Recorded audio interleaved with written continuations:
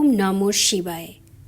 আজকে আমরা 16/3/2022 শিব বাবার বাণীর কিছু সুন্দর গুরুত্বপূর্ণ পয়েন্টগুলোকে শুনব। বাবা বলছে, আজকে বাচ্চারা অনেক ভালোবাসার সাথে বাবাকে আহ্বান করছে, তাই বাবা এসেছে। যেমন বাচ্চারা বাবাকে আহ্বান করে থাকে, তেমন বাবাও বাচ্চাদেরকে আহ্বান করে। কিন্তু এখানে পার্থক্য কি হয়? বাবা সবার ডাকে সাড়া দেয়, সবার আওয়াজ বাবা শোনে, কিন্তু বাবার আওয়াজ সব বাচ্চারা শুনতে কি পায়? বাবা জিজ্ঞাসা করছে, তোমরা শুনতে কি পাও? বাবা কি বলতে চায় তোমরা শুনতে কি পাও? কারণ বাবার আওয়াজ শোনার জন্য মন বুদ্ধি একাগ্র হওয়ার অত্যন্ত আবশ্যকতা রয়েছে। যেমন ধরো, বাবা যখন শোনে, কিভাবে শোনে? বাবার কাছে বাচ্চাদের হৃদয়ের কথাও পৌঁছে যায় আর মুখের বাণীও পৌঁছে যায়। কেন?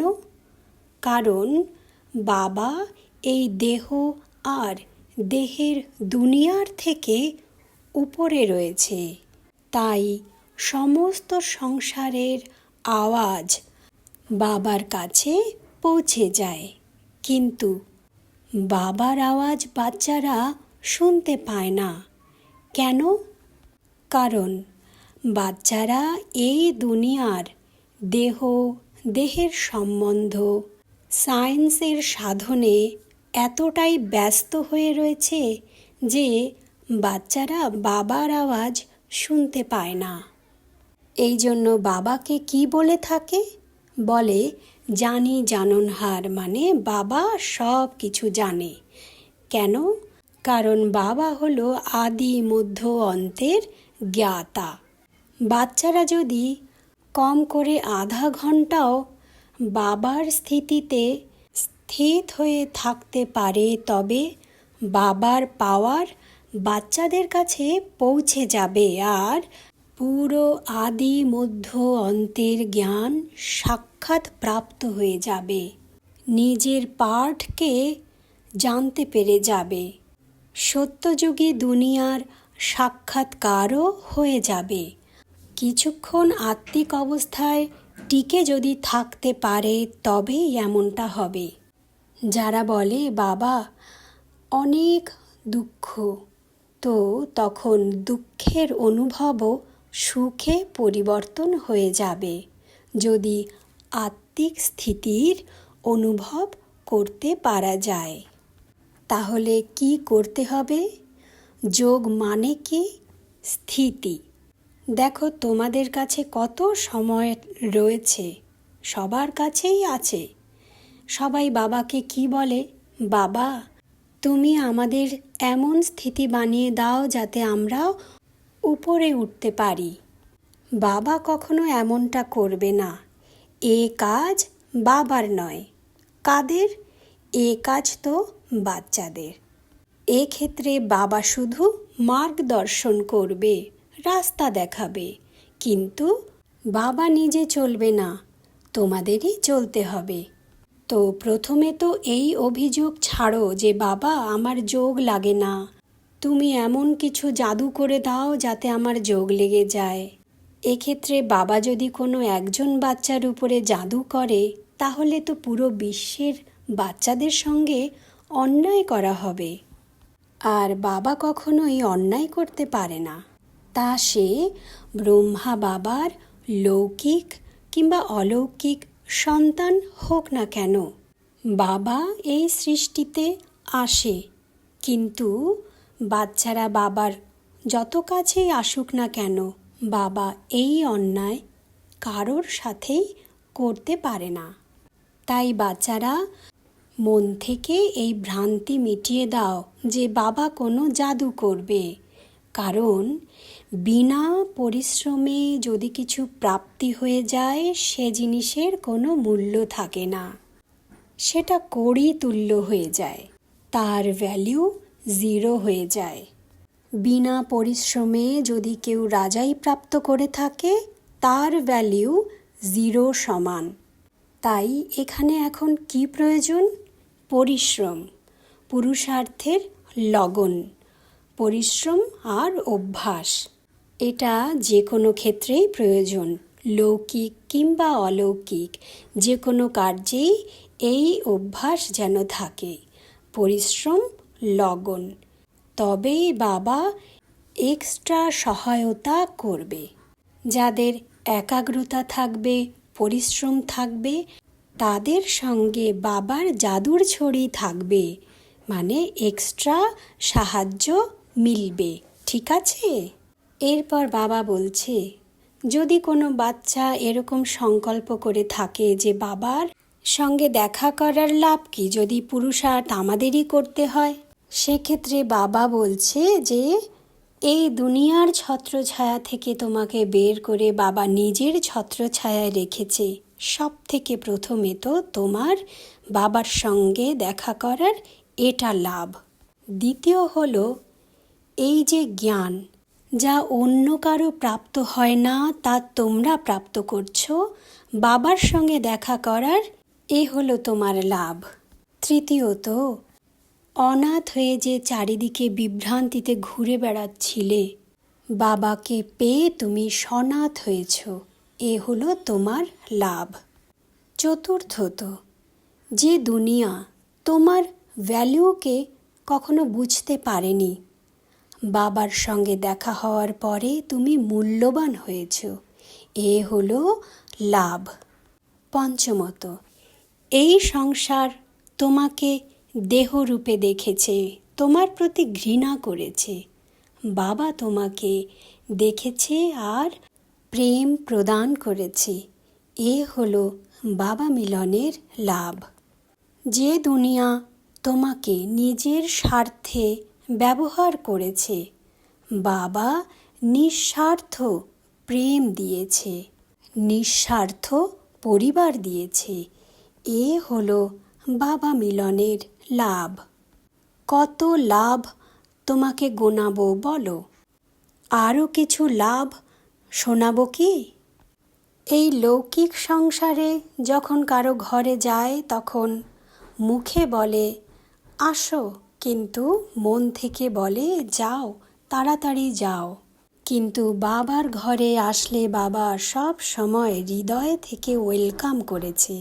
যতই কমতি থাকুক, যেমনই কর্ম করুক না কেন, বাবা হৃদয় থেকে ওয়েলকাম করেছে, শুধু মুখ থেকে নয়, হৃদয় থেকে।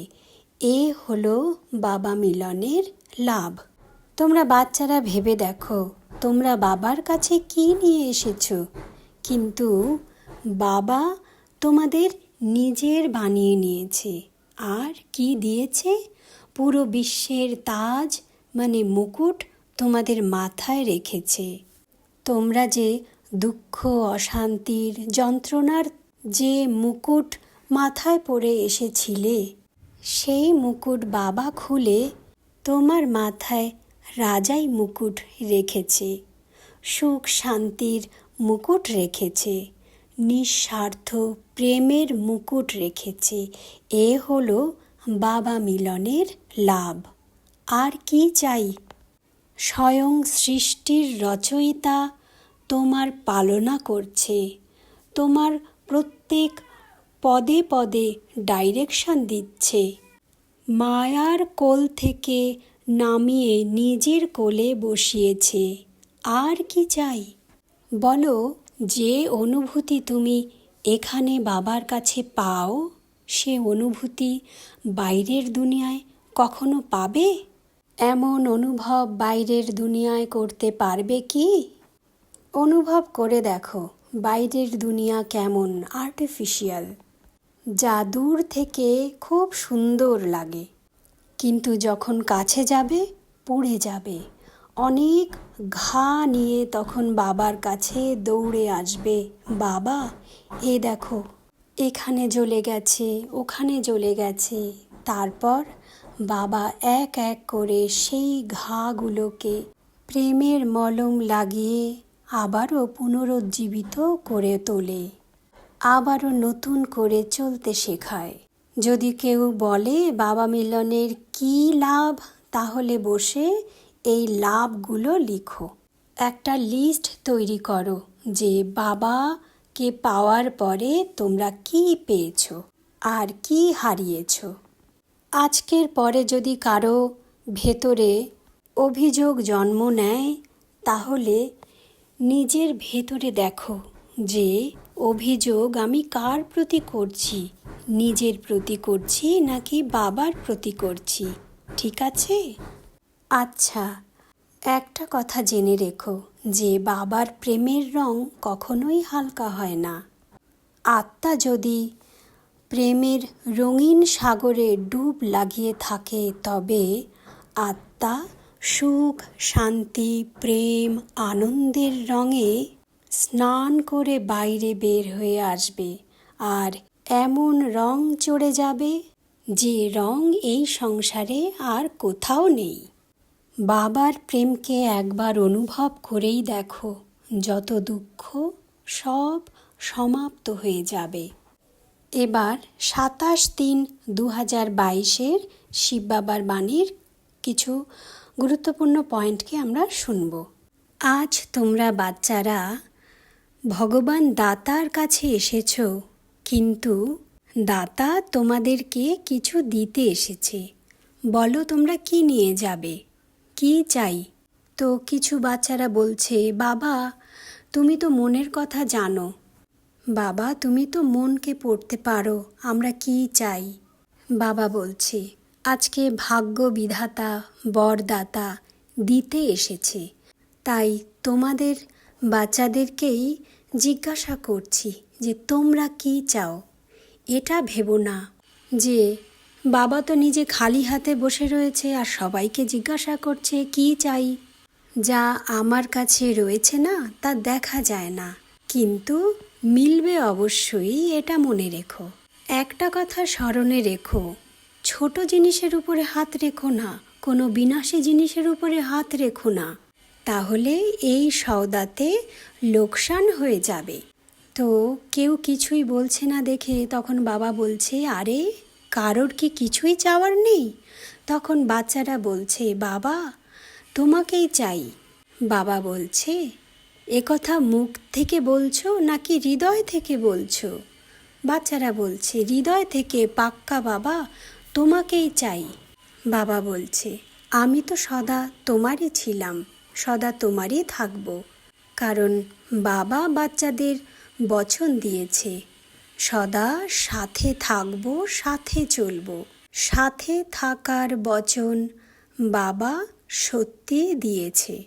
একথা বলে বাবা বলছে, যারা বাবাকে চেয়েছে তাদের অভিনন্দন জানাই, আর যারা স্থূল বস্তু চেয়েছে তাদের অভিনন্দন জানাই, কিন্তু তা অল্প সময়ের জন্য, কারণ স্থূল বস্তু তো বেশি সময় টেকে না, তা সে বস্তু হোক কিংবা কোনো ব্যক্তি। তো যারা বাবাকে চেয়েছে তারা এক হাতে তালি দেখাও।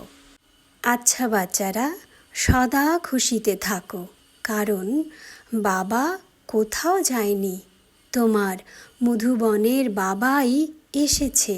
ঠিক আছে? যে বাচ্চারা মধুবন পর্যন্ত যেতে পারেনি, তো বাবা কি করবে? বাবাকে তো আসতেই হবে, তাই না? এ তো হলো বাবার ভালোবাসা। তো এ ছিল দুটো আলাদা ডেটের মহাবাক্য থেকে তুলে নেওয়া কিছু পয়েন্টস। আজকের বরদান হলো ফেইথফুল ভব। বিশ্লেষণ: তোমরা বাচ্চারা সদা এই নিশ্চয়ে থাকো যে আমি হলাম বিশ্ব কল্যাণকারী। যত এই নিশ্চয় হবে তত নেশাও থাকবে, আর যখন নেশা কমে যাবে তখন সেবাও কমে যাবে।